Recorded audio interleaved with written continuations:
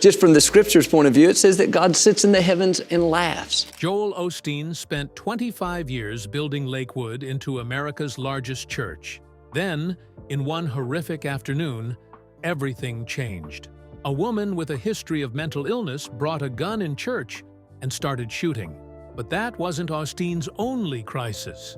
From a $4.4 million COVID loan controversy to accusations of exploiting his ministry for profit, this is the story of how America's most famous pastor faced his darkest days. Joel Osteen was born on March 5, 1963, in Houston, Texas. He was the fifth of 6 children in his family. At the time of his birth, his father, John Osteen, had gone through a huge change in his faith. In 1958, John experienced something he called the baptism of the Holy Spirit. It completely shifted how he saw religion. He left the Southern Baptist Church and started something new. On Mother's Day in 1959, John founded Lakewood Church. The church was small at first, with only 90 people meeting in an old feed store. Joel grew up watching his parents build the church with hard work and determination. By the late 1970s, the church had grown to over 5,000 people, making it one of the largest in Houston. As a child, Joel was very different from his father. John was bold and full of energy, preaching with passion, while Joel was shy and liked to stay out of the spotlight. He wasn't the kind of person you'd expect to lead a big church. When he turned 17, Joel didn't follow the usual path of becoming a preacher. Instead, he went to Oral Roberts University in Oklahoma to study radio and television. But after just 1 year, he dropped out and went back home. He wanted to help his father grow Lakewood's television ministry. That decision would shape his future in ways no one could have predicted. For 17 years, Joel stayed behind the scenes. He helped his father grow the church's TV broadcasts and made sure everything ran smoothly. But he had no desire to preach. Joel was shy and felt nervous speaking in front of people. Plus, he thought his father was so good at preaching that he could never match him. Even when John encouraged him to try, Joel always said no. He was happy staying in his comfort zone, working behind the camera. Everything changed in January 1999. John was in the hospital and couldn't deliver the weekly sermon. Joel finally agreed to preach for the first time. He was nervous, but felt like he had to do it. Just 6 days later, John passed away unexpectedly. At 35, Joel suddenly found himself in charge of Lakewood Church. He didn't feel ready, and many people wondered if he could handle it. Even Joel doubted himself at first. But Joel didn't give up. A Bible verse inspired him. David served God's purpose in his own generation. This gave Joel the confidence to lead in his own way. Instead of trying to be like his father, he focused on what he was good at, speaking with a calm, positive, and relatable style. People loved it. The church started growing fast. By the end of the year, more services were added because so many people wanted to attend. Lakewood's TV broadcasts also expanded, reaching millions of homes. At that time, around 5,000 people came to the church every week. Just 6 years later, that number grew to 30,000. This was a huge change, growing 5 times bigger in such a short time. Joel's style of preaching was different. Instead of scaring people with warnings about sin, he focused on positive and hopeful messages. People loved hearing about encouragement and possibilities. His very first sermon, just after his father passed away, set the tone for this style. By the end of that year, Joel officially became the church's leader. The church didn't just grow in the number of people coming every week, it also reached more people around the world through TV. By 2005, Joel's sermons were being shown in over 100 countries. This helped spread his message to millions of people outside the church walls. Joel also helped the church grow physically. In 2001, Lakewood made a bold decision to lease the Compaq Center in Houston. This building used to be a basketball arena for the Houston Rockets. Renovating it into a church wasn't easy. The church spent $95 million to transform it into a 16,000-seat worship space. They added 5 stories and made it feel completely new. By 2005, the church moved into its new home, becoming the biggest church in America. Later, in 2010, they bought the building outright for $7.5 million, which surprised some people because the price seemed low. But experts explained it made sense because the church had already spent so much on renovations. Today, Lakewood Church welcomes about 45,000 people every week. That's bigger than some small towns. Joel's sermons also reach millions of people on TV and online. In the U.S. alone, 10 million people watch his sermons weekly, and his broadcasts are shown in over 100 countries. Joel also connects with millions of followers on social media, making his message even more global. What makes Lakewood special is how diverse it is.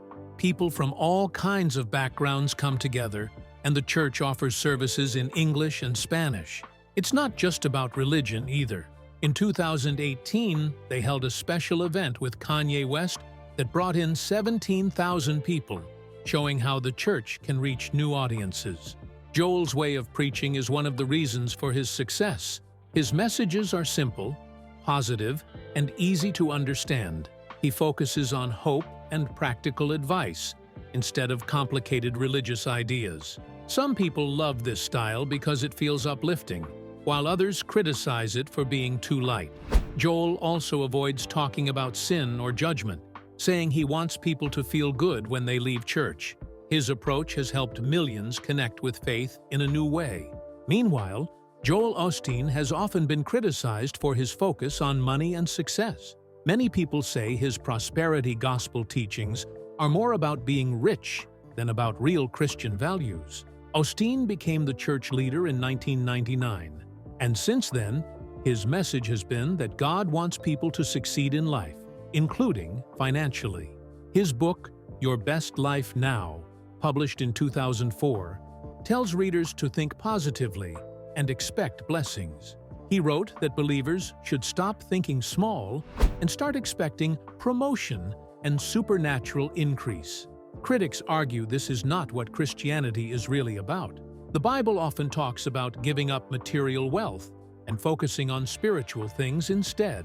For example, in the book of Luke, Jesus tells people to give up everything you have.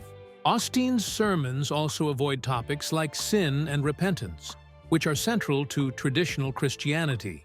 Instead, he uses a self-help style that is optimistic but leaves out important parts of the gospel.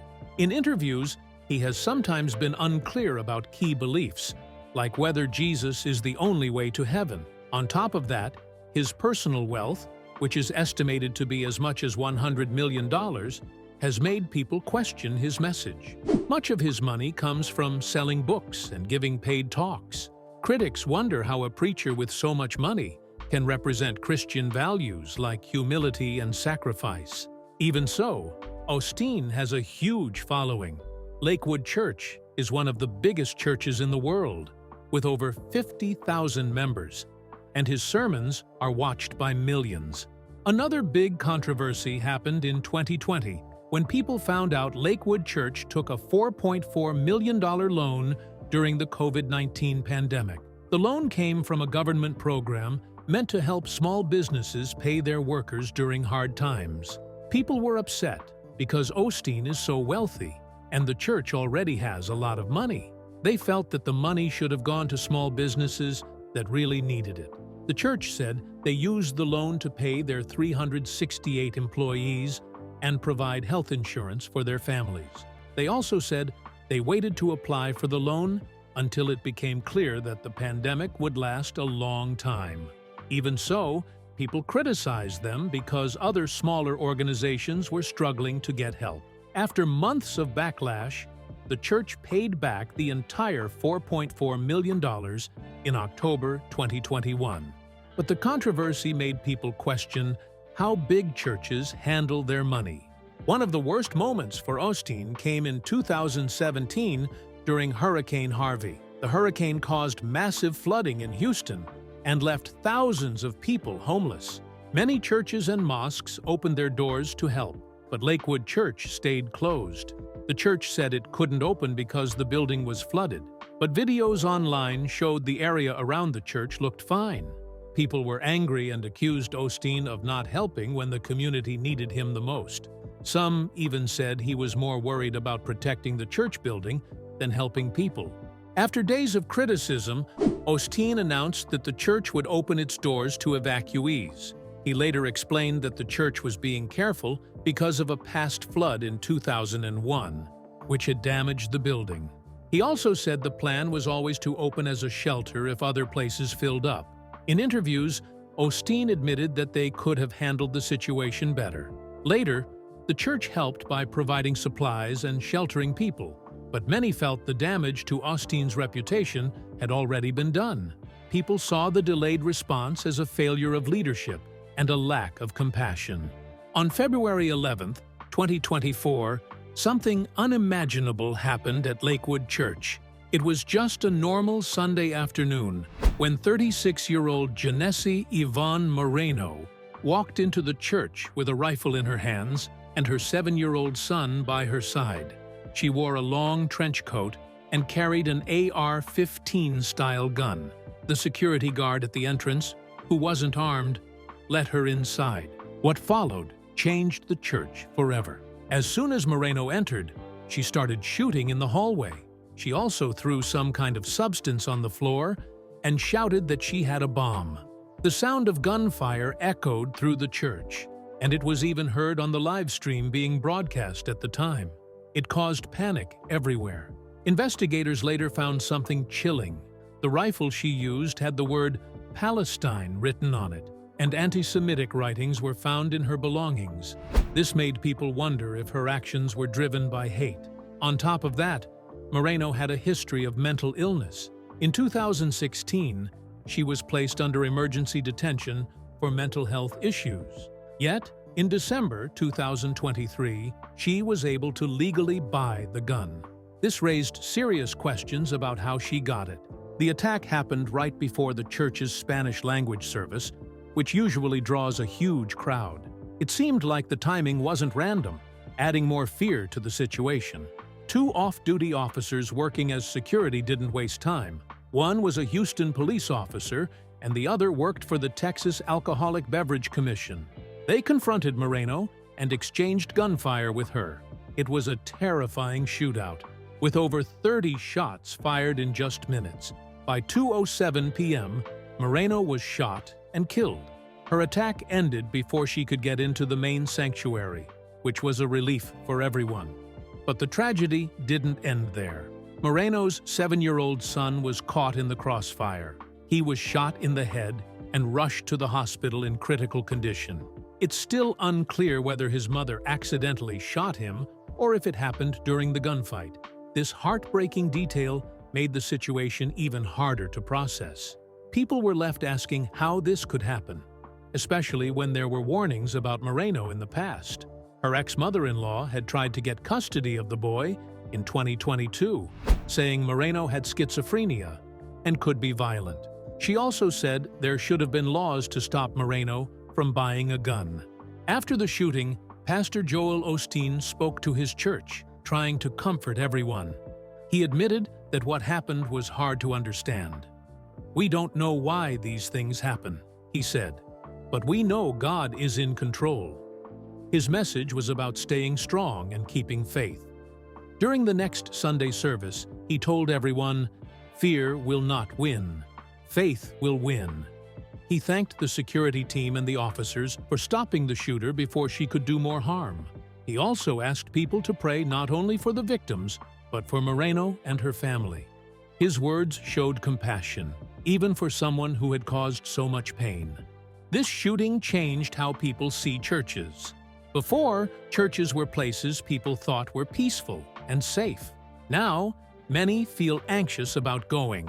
A survey showed that 37% of regular churchgoers feel nervous about attending services after what happened.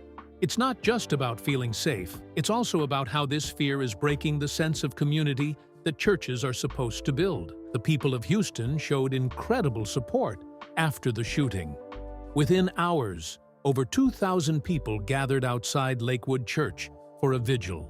They lit candles, sang hymns, and prayed together. People from all faiths came to show love and unity. Local businesses also helped. Over 50 restaurants gave free meals to the church staff and volunteers.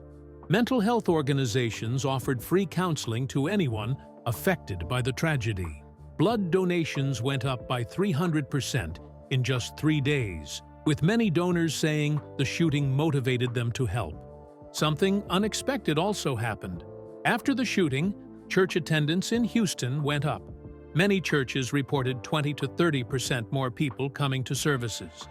It seems that in hard times, people turn to faith and community for comfort and strength. The shooting also started a big debate about guns and safety in churches. The shooter legally bought her weapon even though she had mental health problems. Some people say this shows the need for stricter rules, like better background checks and mental health screenings. Others argue that having armed security at Lakewood proves the good guy with a gun idea works, and that stricter laws wouldn't stop these kinds of attacks. Meanwhile, Joel Osteen and his ministry have faced many challenges and criticisms over the years, especially related to legal and financial matters. One of the most notable incidents happened in 2011, when musicians Richard Kupalo and John Emanuel sued Osteen, his wife Victoria, and Lakewood Church. They claimed the church had illegally used their song "Signaling Through the Flames" in advertisements for Osteen's DVD Supernatural. The musicians said Lakewood Church had a license to use the song for a year, but after it expired in February 2011, the church kept using it without permission. The musicians demanded $3 million in damages, leading to a tense legal battle. Lakewood Church's spokesman, Don Iloff, dismissed the lawsuit as unreasonable, saying the song was just 1 minute of background music. This response sparked more controversy, with the plaintiff's lawyer insisting that copyright laws applied to everyone, even churches. The case went on for months, drawing media attention and raising questions about how churches use copyrighted materials. In February 2012, a judge ruled in favor of Lakewood Church, stating the license agreement didn't cover the claims made by the musicians. Though Osteen and his church won, the case left a mark on their reputation and highlighted the complex issues megachurches face when dealing with intellectual property. Lakewood Church's finances have also been a source of scrutiny. The church has an annual budget of $90 million, and a breakdown of its spending raised eyebrows. In one fiscal year, $31.7 million was spent on weekly services, $6.7 million on events like Night of Hope, $25.1 million on the television ministry, and $11.5 million on administrative costs. Meanwhile, only $1.2 million went to missions and outreach. Critics argued this showed a focus on promoting the church rather than helping the community. Events like Night of Hope charged $15 per ticket, adding to concerns about commercialization. Osteen's personal wealth has also been a hot topic.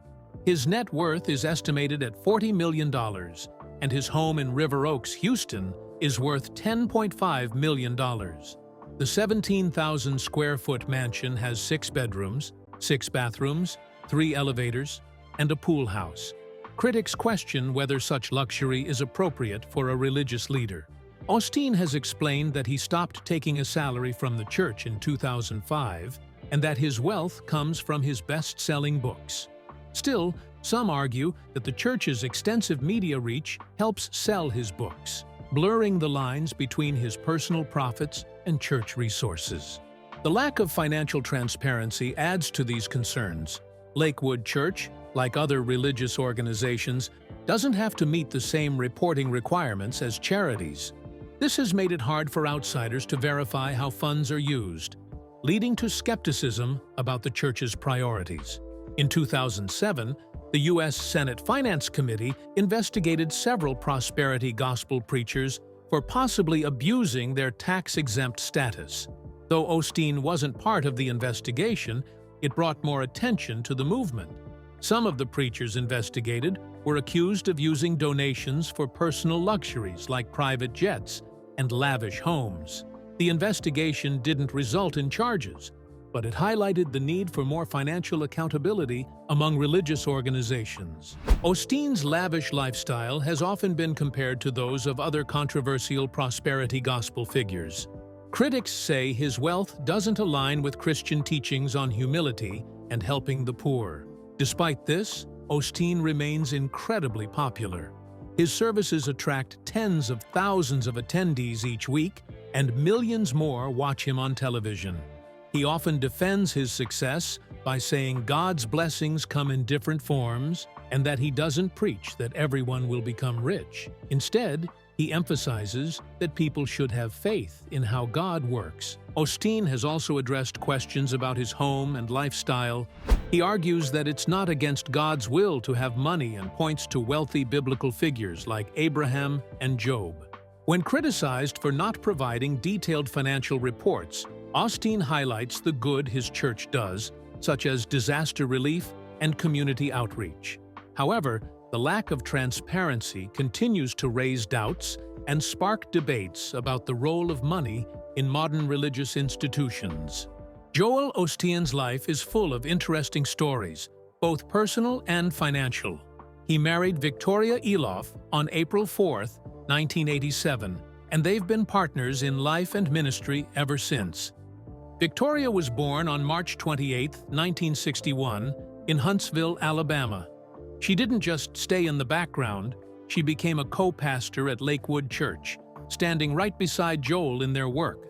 They have 2 kids, Jonathan, born in 1995, and Alexandra, born in 1998. Both grew up surrounded by their parents' church life and later joined in. They even formed a band together called LYA, short for Lakewood Young Adults. The band makes upbeat worship music to connect with young people. They released their first song, Feelin', in 2016 and followed it up with an EP in 2019 called In the Name, Volume 1. When it came time for college, Jonathan and Alexandra surprised many people.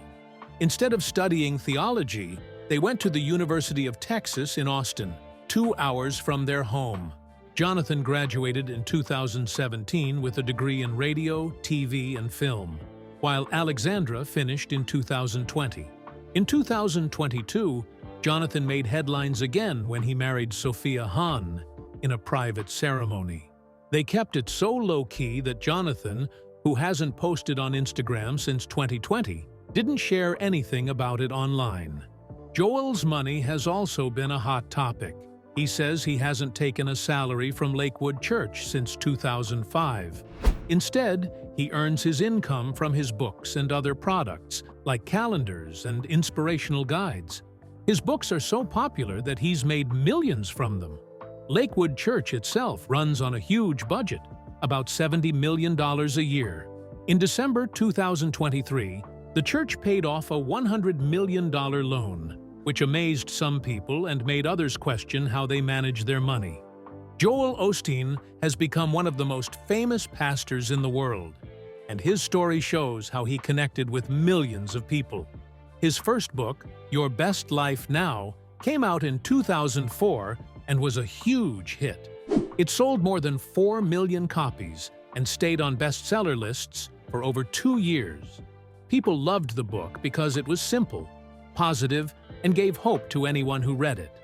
After that, he wrote more books like Become a Better You in 2007 and It's Your Time in 2009, which were also very popular. His books have been translated into over 50 languages, so people from countries like China, India, and Brazil could read them too. The money from these books was so much that Joel stopped taking a salary from his church in 2005 and lived only on his book earnings. Joel's sermons aren't just popular in church, they're on TV too. His weekly messages are watched by more than 10 million people in the US. But what really made him famous was being on shows like The Oprah Winfrey Show in 2007. Oprah introduced him to an even bigger audience, and they worked together on other projects, like a live event at Joel's church in 2012 that millions watched. He also appeared on shows like Good Morning America and Larry King Live, where he talked about faith and everyday issues. Joel even showed up in unexpected places, like Tyler Perry's sitcom in 2016, where he played himself, and on Jimmy Fallon's Late Night Show in 2013, where he joked around and showed his fun side. Social media made Joel even more popular. By 2025, he had over 10 million followers on Facebook, 8.5 million on Twitter, and 5.7 million on Instagram. Every day, he posts short, positive messages that people love to share. For example, one Facebook post in 2024 got over 500,000 likes in just one day. During tough times, like in 2023 when the economy was struggling, his message about staying strong was shared over 1 million times and became a trending topic. He also does live sessions on Instagram, answering people's questions and giving them hope. His team even got noticed by Facebook for how good they are at building a strong online community. Even though Joel is so famous, he still works hard as a pastor. His church, Lakewood, has over 50,000 people attending every week, and Joel gives 2 sermons every Sunday. He arrives early to prepare and meet people, showing how much he cares. His wife, Victoria, helps him as a co-pastor, and other pastors at the church manage the daily work. Joel also started big events called America's Night of Hope, where he speaks to thousands in stadiums around the country. In 2023, one of these events in Dallas had 80,000 people. Joel has faced challenges too. During Hurricane Harvey in 2017, he was criticized for not opening his church as a shelter right away. But he quickly responded, housing hundreds of people and helping thousands more with supplies. This showed how he uses his fame to make a real difference when it's needed most. Joel Osteen's life is about spreading hope, whether through his books, TV, social media, or in-person sermons. His positive message has touched millions and continues to inspire people around the world.